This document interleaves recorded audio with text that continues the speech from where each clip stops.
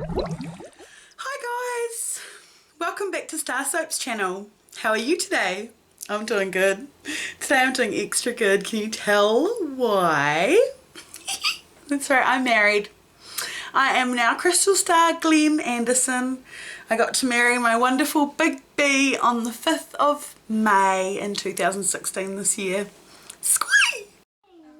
Bryden and Crystal, by the authority vested in me, I have much pleasure in pronouncing you to be husband and wife. You can now kiss your bride.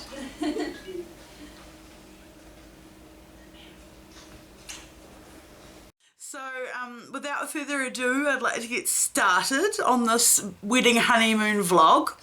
So as I said, myself and my partner Bryden have been together for 6 years and have known each other for about 16 years. Finally got married, which is something that we've wanted to do for a long time. When we got together 6 years ago, after only being together for a few months, we bought a house together and we considered that kind of like our engagement ring, and in fact the proper engagement was put off up until about maybe a year and a half ago. I can't remember the exact date, but I did post on Facebook on the day that he properly proposed to me.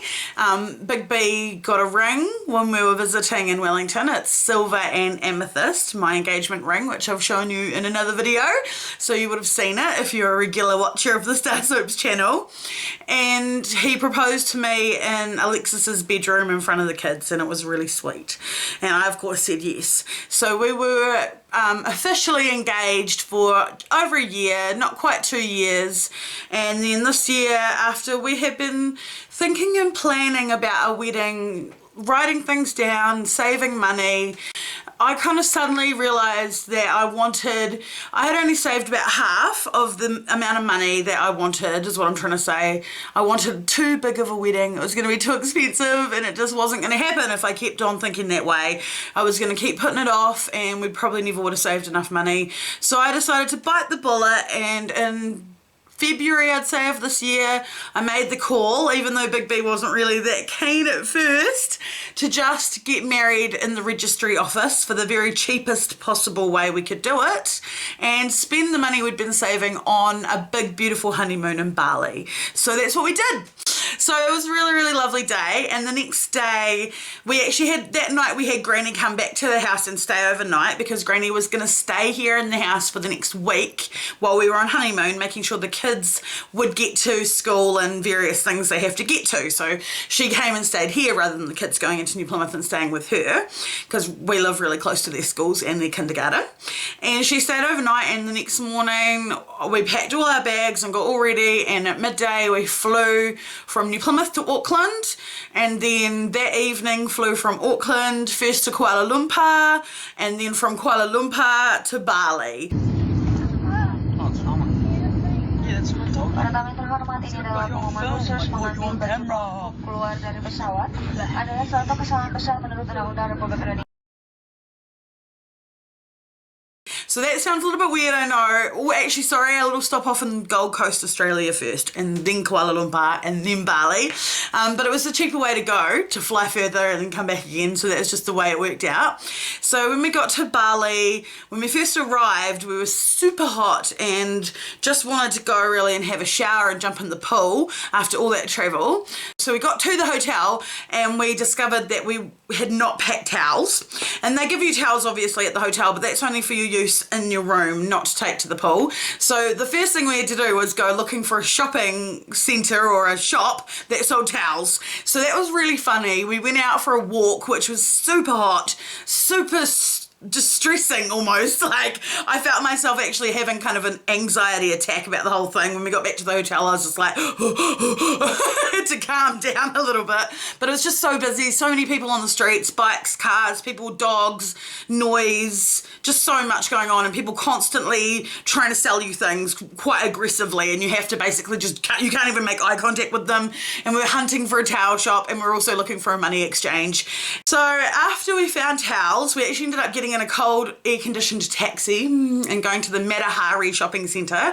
And after we found the towels, we met these people outside the Matahari shopping centre that gave us these cards, and we opened these cards, and I won t-shirts and Bryden won the grand prize, which was like, I think it was either like $1,000 US in cash or 2 million rupiah, which is around about $200 New Zealand, to spend at the Matahari Shopping Centre, or a fancy camera, or the last prize was 7-night stay in a Kamakandara hotel. So to collect the prize, we had to go to the Kamakandara hotel, and the person who gave us the card was like, we'll come and pick you up from your hotel and take you there tomorrow.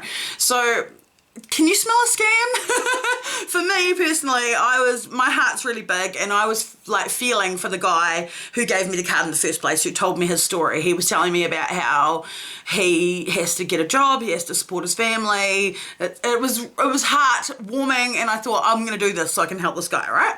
So the next day, so that night we went back to the hotel. We had a lovely dinner at the hotel. We swam in the pool, we drank bintang, then we went to bed, and the next morning when we woke up, I woke up really early, and I didn't want to wake Bryden up because, you know, jet lag and everything, and if he could sleep, he's amazing. He sleeps anywhere, anytime. So I got up and I went out across the road from the hotel to this little shop, and I bought, for literally about $4 New Zealand, 2 grocery bags full of like munchies. So I got all this stuff and came back to the hotel with it and put it in our little mini fridge in the hotel and chilled out for a little bit, and then woke up Bryden for breakfast, and we went and had breakfast, and after breakfast we just wanted to swim because it's so hot. That's all you want to do, is just swim in the pool the whole time. So we went back and got into our togs and jumped in the pool, and we'd literally been swimming in the pool for about 20 minutes when the guy turned up from Kamakandara and interrupted us and was like, right, it's time to go to Kamakandara. So we're like, so we raced upstairs, got dressed, jumped in the taxi, went to Kamakandara. That was supposed to take 1 hour, and instead it took 4 hours, like most of our day, which was kind of annoying.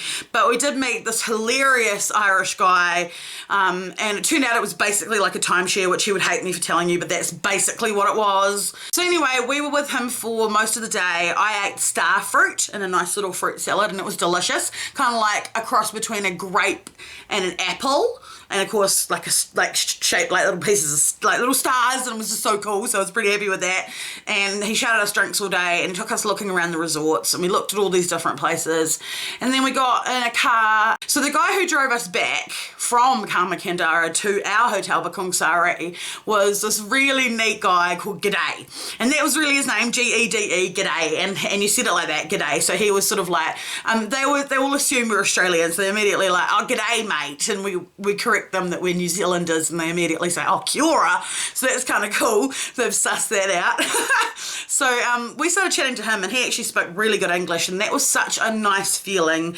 It was really comforting to be able to talk to somebody who understood what you were saying and spoke back to you in a country where that wasn't happening a lot, where you didn't get past hello and thank you really with most people. So we chatted away with him, and we got his business card, and we arranged that the following day, not the next day but the day after, we'd go on adventures with him. And that was cool. He was pretty stoked about that because we gave him a job. We were stoked about that because we thought he was a riot. So that was day one. We got back to the hotel, and we had showers and changed, and then we went back out again and went to the Kuta Beach Walk, which is like a shopping centre. And then at the Kuta Beach Shopping Centre, we discovered the Bath and Body Works, which is super exciting for me because I've often read on my Facebook, you guys, my American friends, talking about Bath and Body Works, and we don't have one in New Zealand. I've never been into one before, so that was my chance to go check out the Bath and Body Works, and I bought some lip balms and a little hand sanitizer in ginger and lime, which I really like. So yeah, that was super cool. So I didn't buy a lot, is all I have to say. I had a good look around. I liked the products a lot, but I didn't buy a lot. After that, in the same little area, we found a little cafe place called Johnny Rockets, and we went and had the most amazing food ever. It was so good that we ended up actually going back there a couple of days later. We were so impressed. The staff, as you walked in the door, all greeted you, like they all went, hi guys, like honestly, and then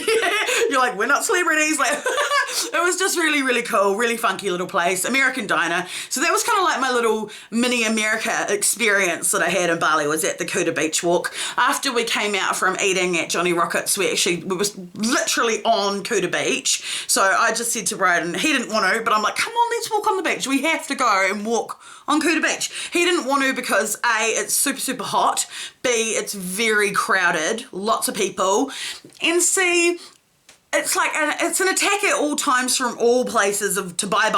So we walked along Kuta Beach. We met this cool guy whose name was Elvis Presley. We just hung out on the beach for a little bit. That was really cool. Then we went and jumped in another nice air-conditioned taxi back to the hotel, had dinner at the hotel. Once again, nice cool bintang beers in the pool all evening, and then bed. So on day 3, we woke up and we just decided we're just going to chill. I know Bryden wanted to go to the Water Bomb Park in Bali, which is actually quite close to our hotel, but his ear was playing up. So we didn't want to go to Water Bomb Park and do a bunch of like water slides and have his ear get a lot worse. So we didn't end up doing that. Instead, we chilled out at the hotel, floated around in the pool. We had a buffet breakfast, and the buffet breakfast included toast and little pancakes, coffee, guava juice, watermelon, papaya, and a whole variety of Indonesian style breakfast foods. So fried rice, fried noodles, little fried potatoes, all sorts of sort of foods that I couldn't wrap my head around eating at breakfast time, but actually Bryden had almost every morning, which was pretty cool. So anyway, so we spent that day hanging out at the pool. I had a manicure and Big B had a pedicure at the hotel spa. We ordered some plaques from this little gift shop right there in the hotel, right by the pool, where they hand carved you whatever you wanted, and then they put on the name, do it however you wanted, stain it however you wanted, and all really beautiful. So we picked one for Bryden and one for Alexis, and we went shopping to the little shops around the area. So we bought some adapters for our cell phones and things. We got a bunch of little funny snacks and things at the dairy, their equivalent of a dairy, and we got nuts, which were really not very nice. We got cashew nuts that we didn't like. We got chocolate that we didn't like. We got these cool chips that we did like. There was corn flavoured, like roasted corn flavoured, like literally tasted like corn on a cob. It was really nice. And another one that we brought home and the kids tried once we got home, that was like fries, and they were like chips like you get in a bag, except they were shaped like French fries, and they actually came with 2 little sauces, and you could like dip your fries in sauce. Freaking adorable, cheap as chips. And yeah, the kids enjoyed them, and we got a couple of little snack type things for the kids to try. As soon as we got home, we just pulled them out and they could eat those right then and there. We came back to the hotel. I bought some soaps and some goodies at the hotel spa, some little incenses and bath salts and little things they had for sale at the spa there, which were like super cheap as well and really nice. Then we had dinner at the hotel, we had lunch at the hotel and dinner at the hotel that day, and then pool, bintang, bed again. So day 4 was a really, really big day. Lots of photos from this day. This was our g'day day. We got up really early and had breakfast really early because we were picked up by G'day about 8:40 a.m. in the morning, and we drove with him via the Sea Bridge Road that's been put in over the last couple of years in Bali. Arrived at the Tamansari Cafe, and G'day helped us to haggle the price of our Turtle Island experience. So what would have cost us maybe $200 only cost us $120. We got to do the glass bottom boat. I snorkeled, but Bryden didn't because of his ear. And then we went back to Turtle Island, which was literally just coming back inland. There was no island. It was a little bit of a have, but that was all right. And we saw these really lovely old turtles that they have there that they have protected because they're an endangered species. So we saw like 60 and 80-year-old turtles, and then we got to pick up some little younger baby turtles.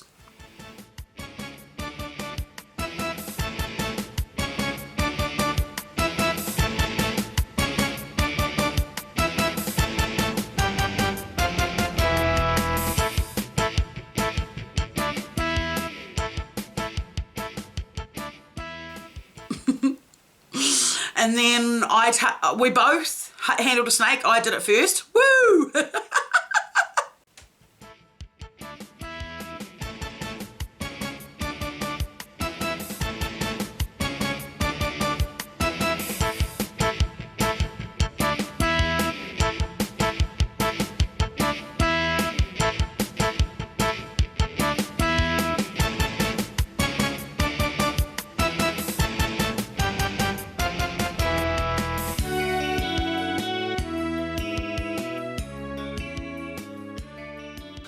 And then we saw all sorts of animals.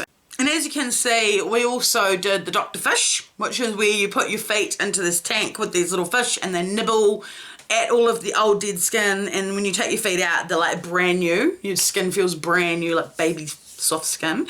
We got a bunch of souvenirs at the souvenir shop, and we got so many souvenirs that we'd run out of cash, so she billed us, and then she jumped on the glass bottom boat with us to go back to Tamansari to get some money out to pay her. And as we got back to port, we couldn't actually port in the same place where we'd taken off. The tide had come right in and there was nowhere to port there anymore. So